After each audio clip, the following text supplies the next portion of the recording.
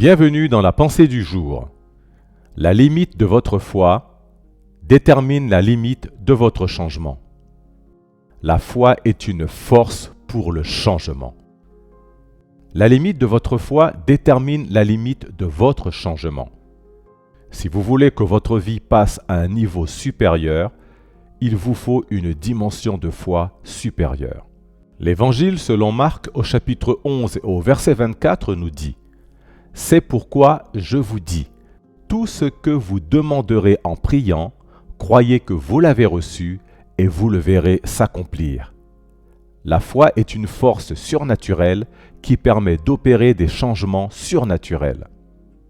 Si vous désirez un changement dans n'importe quel domaine de votre vie, la force nécessaire pour effectuer ce changement est la foi.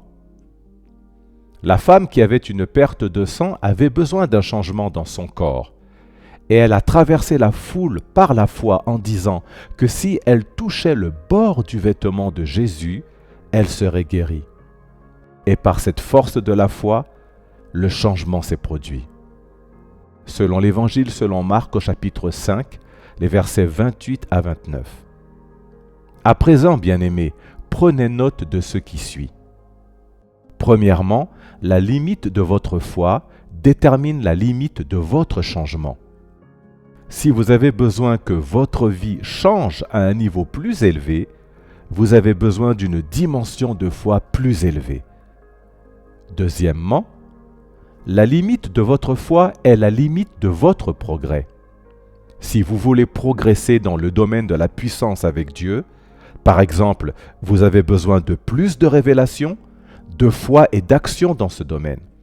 Si vous avez besoin d'un changement dans le domaine des finances, vous avez besoin d'une plus grande foi dans ce domaine. Et pour accroître votre foi, vous devez augmenter votre révélation de la parole et accepter votre responsabilité dans la parole en la mettant en pratique. Selon Gloria Copeland, il n'y a pas de victoire pour les paresseux, que ce soit sur le plan spirituel, physique ou autre.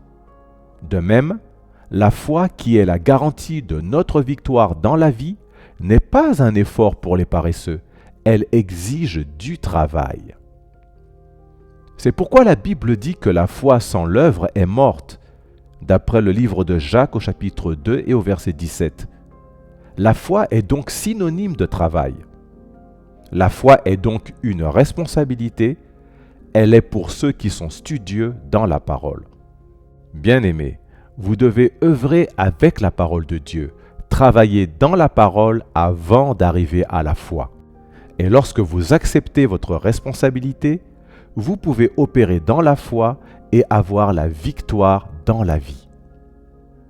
Les hommes de foi sont des travailleurs acharnés sur le plan spirituel. Ils sont très studieux dans leur approche des Écritures.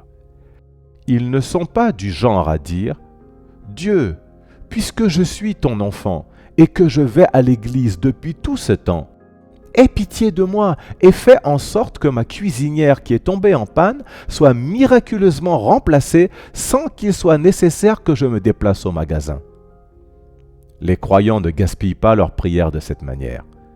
Les croyants prient sur la base de la parole de Dieu sur laquelle ils ont travaillé, et plus ils déclarent la parole, plus ils sont chargés, plus le feu brûle en eux pour la manifestation de la puissance de Dieu. Rappelez-vous ceci, la foi est synonyme de travail. Voici les tâches à accomplir. Travaillez quotidiennement dans la parole de Dieu et prenez parfois 1 ou plusieurs jours pour vous asseoir avec la parole selon votre emploi du temps. Priez abondamment dans le Saint-Esprit.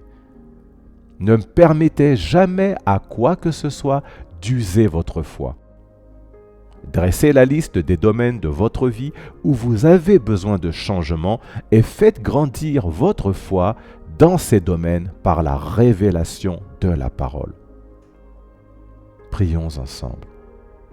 Père, au nom de Jésus-Christ, alors que je travaille dans ta parole, fais que j'opère dans le domaine de la foi qui garantira ma victoire de tous côtés.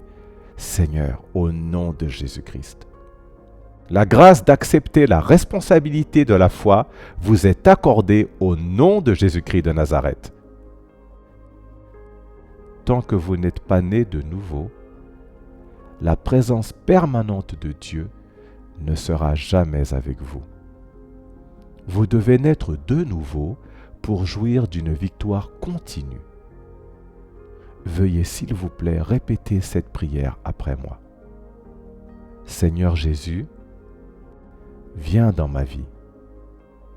Je t'accepte comme mon Seigneur et mon Sauveur personnel.